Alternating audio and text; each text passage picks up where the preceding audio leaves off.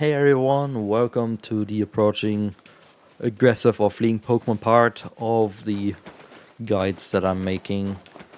Right now I'm heading towards the spot that will be important for pretty much any category because we want to level up as quickly as possible.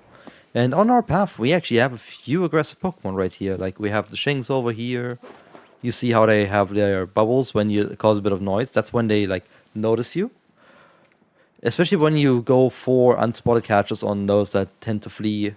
Those bubble thingies, they will tell you that it's not going to be unspotted for that moment. They know that you're there, so it's not going to count as unspotted.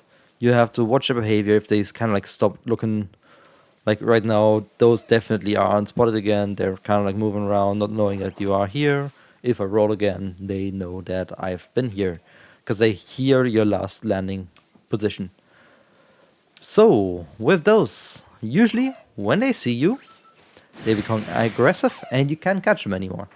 And that's a bit of a problem.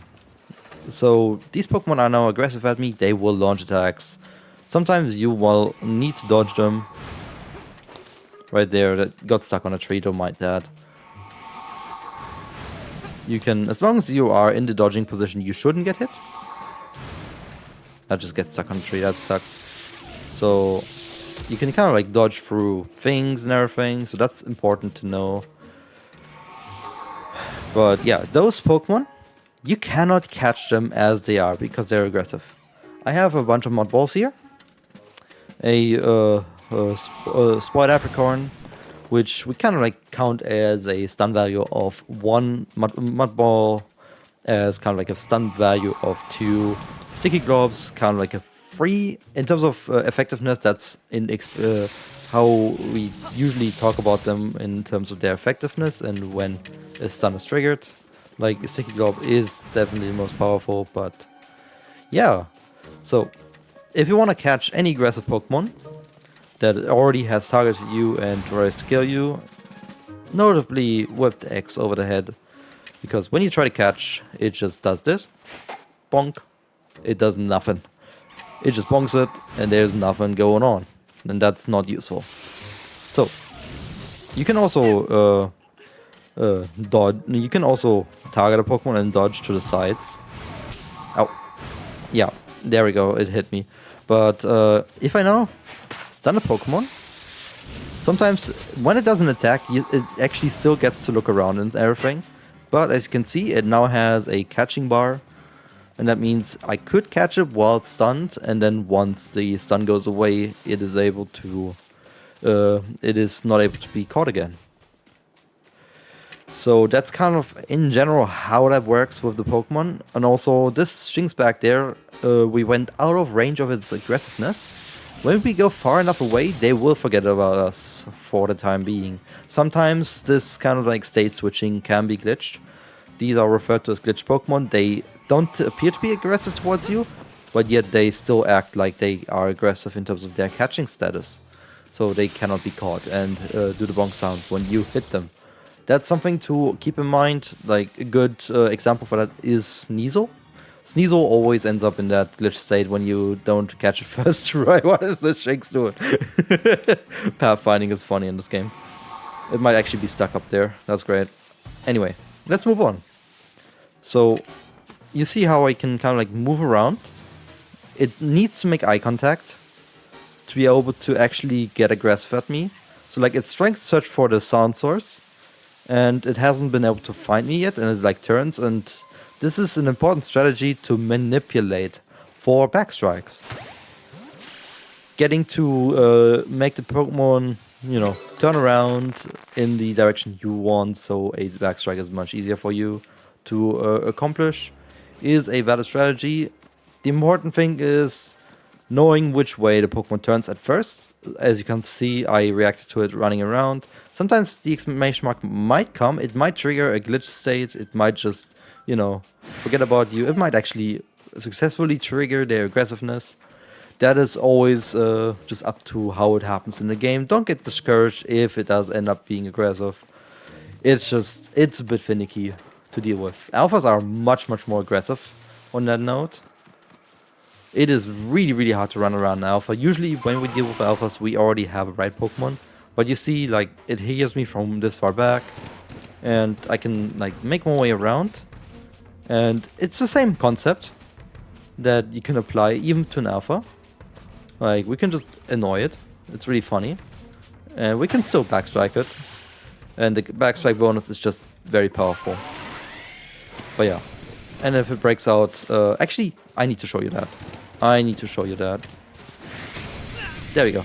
This knockover will happen when Alpha Pokemon sees you. And this is totally part of the aggressive Pokemon part. Because Alpha are inherently aggressive. Even fleeing Pokemon normally turn aggressive with the Alpha state. That's important to know if you like find a rare Pokemon that essentially has a 1% to be Alpha. When you find that Pokemon specifically. Those definitely help you to try to catch that because they don't run away. They will be aggressive at you. And they might scare Pokemon around the way, unfortunately. But yeah, if you're not on Braviary, this knock will knock you off your ride, and you will have to wait out a kind of like stun before you can get up and get back on a ride again. But most importantly, in general, alphas just are much more aggressive with their line of vision. Like right there, I went on my right and got knocked off it again.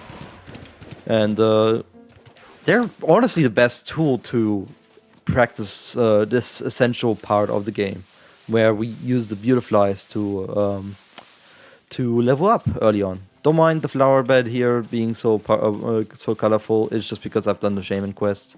This is nothing that like special. And oh my god, what a surprise! I wanted to show you like how to deal with aggressive Pokemon, and then this one is sleeping. Beautifly is normally an aggressive Pokemon, but if you sneak around crouched, you can take advantage of their sleeping status, which is, I think, a 4x catch boost. It's as powerful as them eating a cake, which is usually the most powerful way to get a Pokemon to be caught. But anyway, let's try it on this Beautifly. It has seen us. It will hear us, so it's gonna turn around. As you can see, we've managed to escape their vision, because we've kind of like gone around these line of sight a lot. And we're just not long enough in the line of sight for them to actually notice us, which was a bit lucky in this case, but in general, that's sort of like the principles that we need to act by if you want to deal with aggressive Pokemon. Another thing is, usually when we get far enough away from their spawn, especially when we go into hiding mode, they will lose interest in us for the time being and can't return where they came from. And yeah, I have two options to approach them. One is try to snipe them when I want to catch them now. Try to snipe them, which doesn't guarantee us a ability to backtrack them, unfortunately. But I can like try to do this and see if that works. That worked, for example. But usually when you want to approach like a Beautifly, you want to like run around like that and try to backstrike, and I also had success there because of my high rank. I have a better catch rate. But in general, this is sort of the go-to tool to go around things, deal with aggressive Pokemon, and just kind of like make progress. You can even make like more timid Pokemon aggressive if you try to catch them, or like say like bonk. Now this is gonna attack me. Don't do that. Don't do that. They're much easier to catch when they're not aggressive. But just as an example. But yeah, that's all the things I can show you. Again, those will stop being aggressive when you go out of their line of sight. Then become aggressive again. Essentially, we've turned this to an aggressive Pokemon by bonking it. Just don't be discouraged by that either. There's a lot of things that can or will go wrong in this game. Keep practicing, choose a lot of Pokemon, like alphas definitely, if you have them, have good ones available. Just practice with like the Rapidash, or even better, if you really want to challenge yourself, pick Alpha Grudra in Highlands. That, I think, is the most aggressive Pokemon you can choose.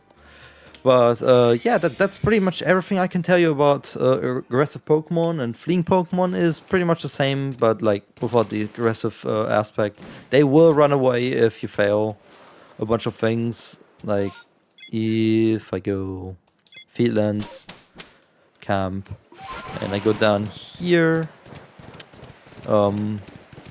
Starly's down here. These are our fleeing Pokemon, for example. They have this notice above them, and then they are going to start running away. If you initiate a battle, they are very, very likely to flee, and eventually, after if you bother them long enough, they just leave and despawn. That's all there is to fleeing Pokemon. Just catch them before they run away. It's not that hard, but aggressive Pokemon are definitely a more substantial part of the game because of how many there are in terms of Pokemon, like the Shanks, you got the Alphas, you saw the Beautifly, Dustox, Morphem. There's so much I could list. I don't want to list them all, but yeah, that is a core example of gameplay that you need to master, I think, and I hope this helped you along a little bit. Keep practicing.